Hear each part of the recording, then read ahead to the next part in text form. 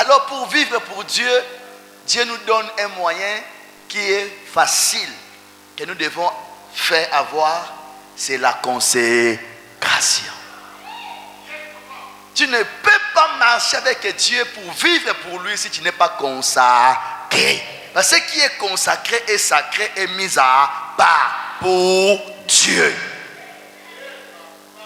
Quelqu'un dit Amen. Quelqu'un dit Amen.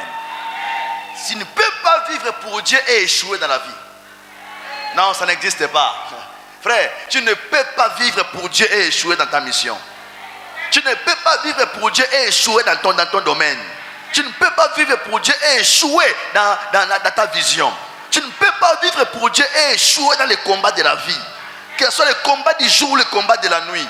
C'est lui qui vit pour Dieu et Dieu aussi vit pour lui. Oh non, non, tu ne comprends pas.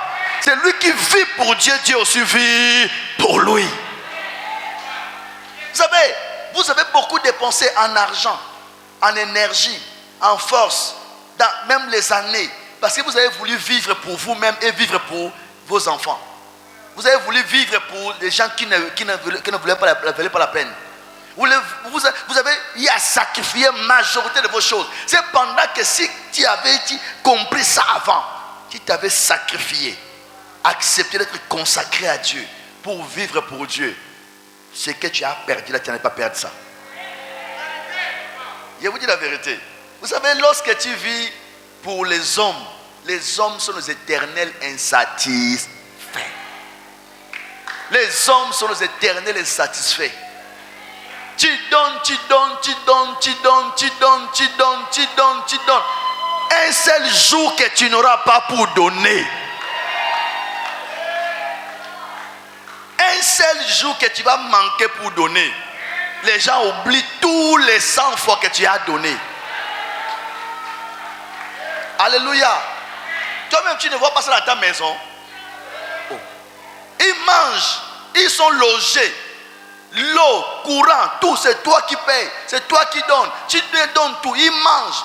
Regarde seulement un matin, seulement quand il n'y a pas de déjeuner, comment les gens te regardent.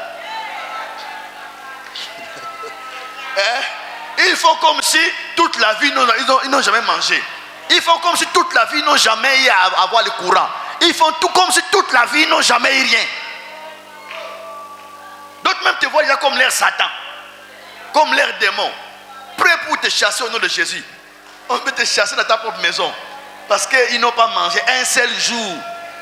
Tu es tombé, tu as manqué un seul jour.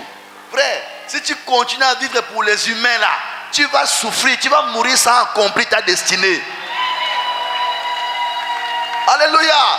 Tu vas mourir sans accomplir ta destinée. Blague avec les humains. Nous tous allons mourir, mais tous ne meurent pas pour la même cause. Meurs pour la bonne cause, meurs pour l'éternel, meurs pour Jésus, meurs pour son œuvre. Tu verras, frère, avant de partir, tu seras célébré et même à son retour, tu auras la récompense. Alléluia. Écoutez-moi, il y a une façon pour que tu ne sois pas déçu, c'est de vivre pour Dieu.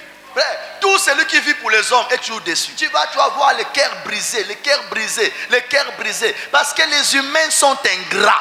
Les humains sont irreconnaissants. Alléluia.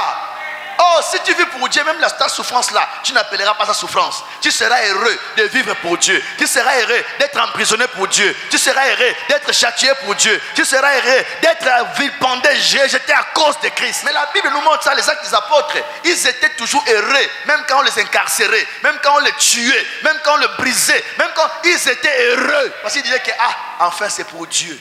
Le problème difficile dans la vie, si c'est pour Dieu, là, tu sais qu'il ne ment jamais. Il ne manque jamais. Il ne me décevra jamais. Mais quand c'est pour les hommes,